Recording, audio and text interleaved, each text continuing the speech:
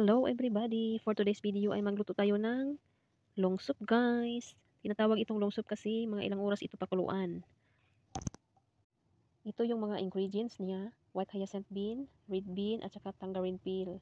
Binababad pala ito ng 30 minutes itong mga ingredients na ito. Mga 3 minuto, ibabad sa tubig para lalambot. Then isang carrot, ihalo natin ito sa sabaw.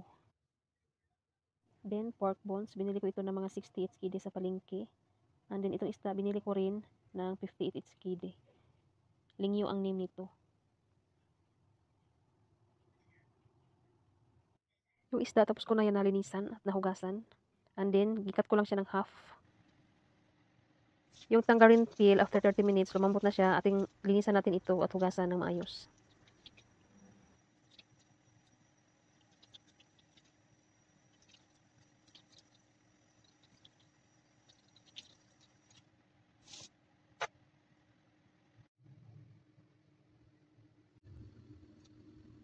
Then yung pork bones, iblas natin ito. Pag kumulo na, i-drain at saka hugasan. Ganito po magluto ng sabaw dito sa Hong Kong. Kailangan pakuluan yung mga karne bago lutuin.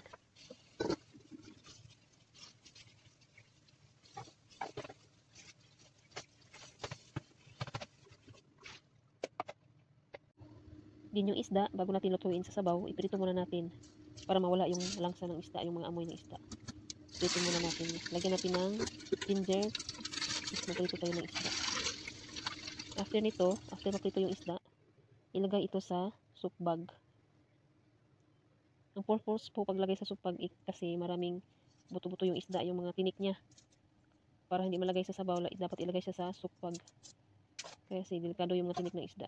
Yan po ang purpose niyan, para hindi wala yung mga tinik ng mga isda. And then, tali ng maigi yung soup bag para hindi mabukas. Then, napakulo na ako ng tubig, ilagay lahat ng mga ingredients. Ilagay na yung fanko. Fanko yan sa Cantonese. Hindi ko alam anong pangalan yan sa English. Pina-slice ko na pala yan sa palengke. At saka yung carrot. And then yung pork bones, ilagay na rin.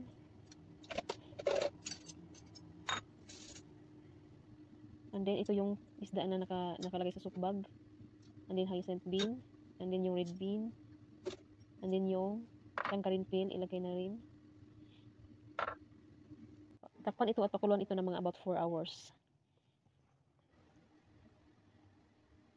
Ganito lang po kadali magluto ng isda dito.